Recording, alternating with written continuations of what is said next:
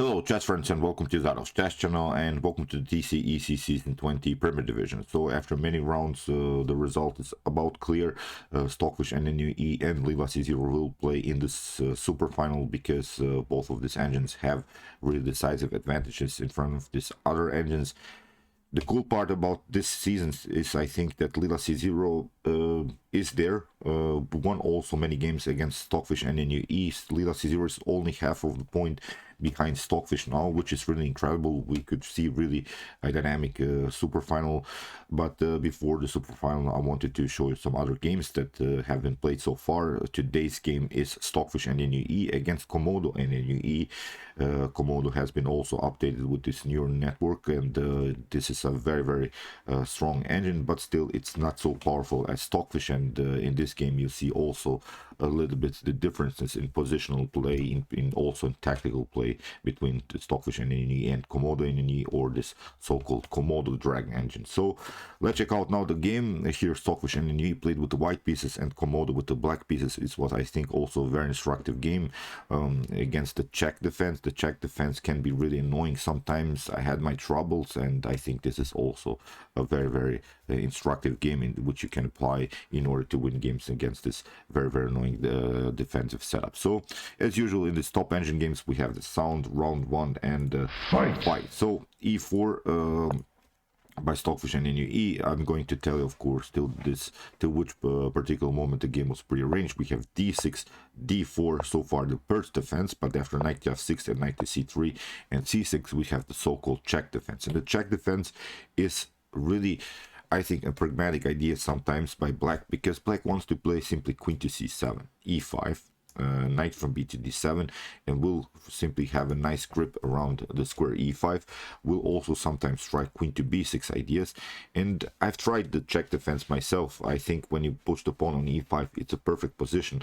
You have, I think, great opportunities, but there is, I think, really a great way how to battle against this one, and it's simply to move f4, because whenever you see that your opponent hasn't played immediately e5 or something, if black hasn't battled for the e5 immediately in the beginning or in an early stage of the game, and your opponent has played the move c6, then it's really time to build this three pawns here in the center, to build really pawn storm with potential ideas to get the pawn on e5 and really break through with the centralized pawns. But you have to also be careful. There are always this tactics, queen to a5, now knight to e4 is the threat, of course, so that's why bishop to d3.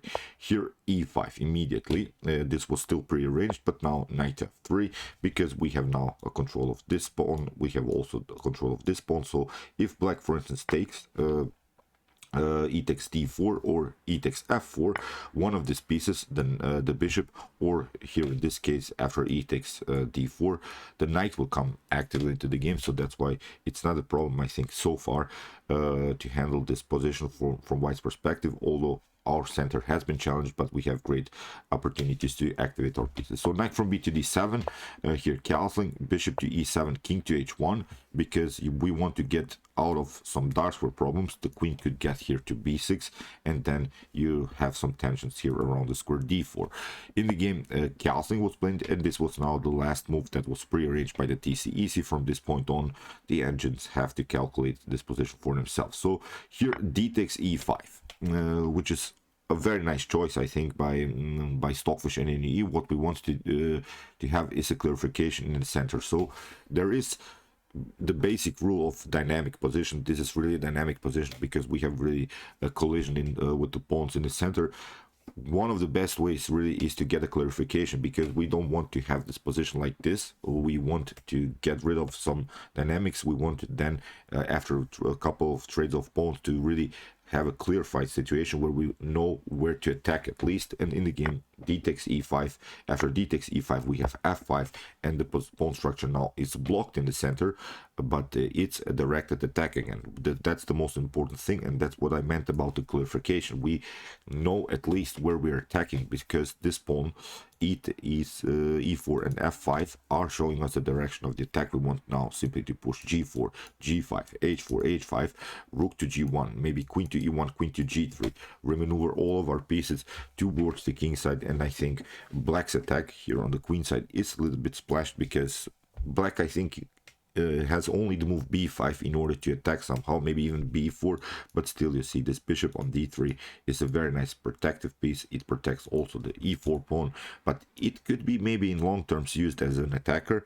So far it's only part of the pawn chain, so the bishop on d3 is a bad piece. But when you have a bad piece on the board, at least it has to make something, and I think it's a good defensive piece. It protects our pawn chain, and now our other pieces can play much more freely. This bishop has a good activity. This knight can be remaneuvered, as I said, knight to e2, maybe knight to g3, knight to d1, knight to and similar stuff. So b5, you see, Komodo NNUE or Komodo Dragon goes now into this flank attack on the queen side, but now queen to e1, very important move. What we want to do is to play knight to d1, knight to f2, and have still a good protection around the square e4, because the e4 pawn is our cornerstone of the attack. If we lose this one, if we lose our e4 pawn, then we'll probably lose the game. So that's why very nice move by Stockfish NNUE here. After b5, knight to d1, we have bishop to a6, and now knight to f2. If you take bishop to d3, then still c takes d3 can happen, and we can still play g4, g5. Here we have still a good protection. After maybe something like bishop e2, e3, queen to d2, maybe even rook to d1, to protect further our new cornerstone of our attack. It would be now our pawn on d3, not anymore the pawn on e4, because this is now the pawn that we have to protect. So that's why trading off the light square bishop is not such a powerful idea here. In the game, c5 was played, and this move was here evaluated by my engine at home as the main mistake, as the main positional mistake, because if you think about it more, it's obvious that you should probably develop the dark square bishop, because the bishop after the move c5 is simply too blocked out by these pawns on e5 and c5, and you'll never be able to get this bishop into the game anymore. So this is the main problem here. As I said, bishop to c5 maybe slightly better, because after bishop to e3 here, it could lead now into a simplified line in which black has two knights and white has two knights, and I think this could be much better here for black, because at least after queen to b6, queen to d2, and maybe rook to d8, we could, from black's perspective, of course, attack the weak d3 pawn and push the pawn even further, maybe c5, c4. Still, of course, white can counterplay with rook to c1, and will create also blockade, sort of, and will attack also this backward pawn. But at least both engines would have here in this particular line some weaknesses that can be attacked by its opponent. So that's why I think this line is maybe slightly better, but after move c5, from this point on, it's basically a one-way ticket, because here, first of all, Stockfish NNUE plays the move b3, and there is not such a good way, I think, to break this position in the game. Komodo NNUE tried the move c4, and this is okay, you giving up here a pawn to create again some attacking possibilities, but it's not a problem here. Stockfish NNUE simply took b takes c4, h5, blocking out the potential g4 move. We have talked about this idea, g4, g5, so this would be, I think, a great opportunity for white to attack. That's why here bishop to g5, we want to get rid of maybe the defender of the h5, and here also of the g4 square we want to take out. There is also maybe this tactic, something like maybe g4, then after h takes g4, knight to g4, knight to g4, and then bishop to e7 could be also a nice opportunity to get our dark square bishop somehow into the game. But so far, after the move bishop to g5, queen to d8, Komodo NNUE realized the problems on dark squares, get treated with the queen, and we have now h3. We have rook to c8, rook to d1. Again, a very nice choice, because this knight is a little bit stuck now here on d7. It's protecting basically the queen, because if something gets open, then the queen could be endangered here also on the d file. Very nice, and very nice setup here by Stockfish NNUE. Basically, Stockfish has every of this piece on a good square. Still, this bishop on d3 is bad, but as I said, at least it has some kind of a function. It's used as a very nice part of the pawn chain, as a good defender here of light square. So bishop to b7. We have g4 finally, h takes g4, h takes g4, and now queen to b6. We have bishop to e3, and now bishop to c5. Okay, in this line, Komodo NNUE gets rid of at least this bad bishop that was on e7. Here after bishop to e7, bishop to c5, we have knight to c5 and now g5. At least now Stockfish NNUE gets a tempo against the knight. We have knight to h5 and now king to g2, securing our king, but also preventing this move, knight to g3. That was a threat. Rook to d8 and now rook to h1, knight to f4 and now king to g3. Look this king, where this king is coming.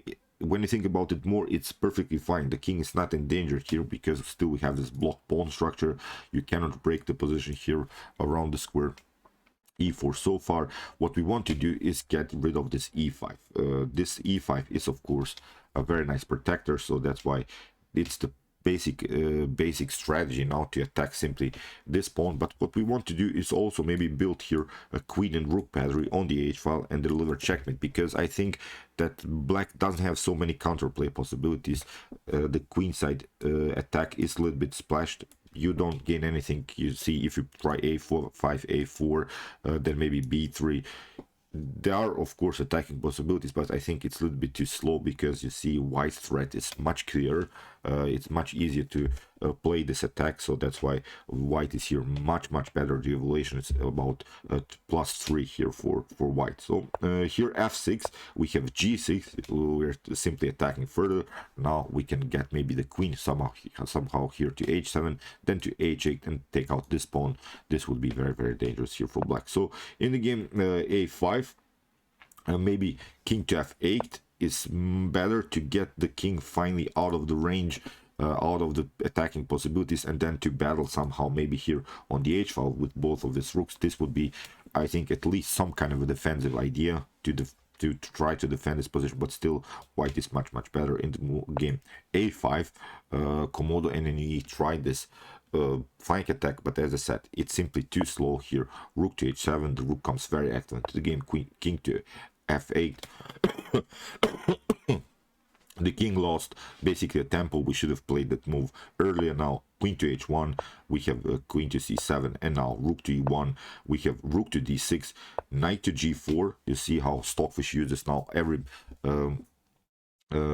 piece in the attack. In the game here, king to e8 was played, and now comes really nice tactical shot. Pause the video and try maybe to see now the best continuation here for white. It's really a great move, so test your might. Try to see it. It's a nice tactical shot, of course, but if you think about it more, it's obvious, because we have now really our pieces on the best squares, and whenever you see this kind of a setup, it's really time to break the position somewhere here in the game. Stockfish NNUE played simply the move knight from f to e5, sacrificing the knight.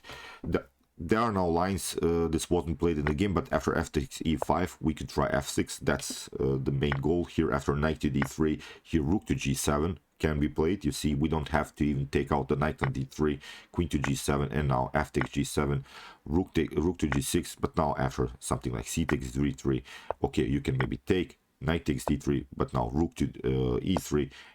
And after a check, still I think white is much better. You can maybe try again a new check, but it's not a problem. We can simply hide with our king. You can play again maybe one check, but it's simply not a problem. We'll take out now this pawn. We have also some checks. Then we can include maybe again the rook into the game. So here it's really bad game for black. But here you could also try here maybe knight to d3.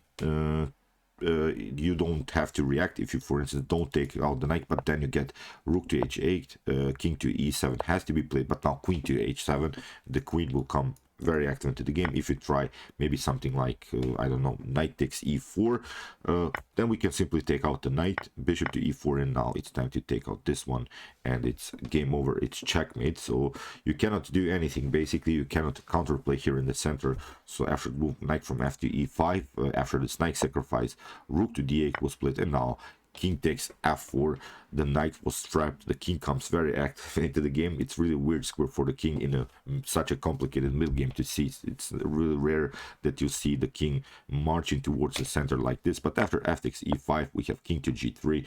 This was very important to not take out now with the knight, because there are maybe some tactics here on this long diagonal. So now this diagonal is closed. We still have a very secured king, and now it's time to simply continue our attack on the h file. So queen to e7, rook to e3, king to d7. We have queen to h4, queen to f8, queen to h6. That was the main goal, to get to trap this pawn on g7. We have king to c8. Now after trades of queens, we have now a completely winning endgame here, because we have now this strategical element in chess endgames. It's the connected pass pawns. Two connected pass pawns are simply too much to handle here for a single rook, because we can get them to the 6th rank, and this is our main goal.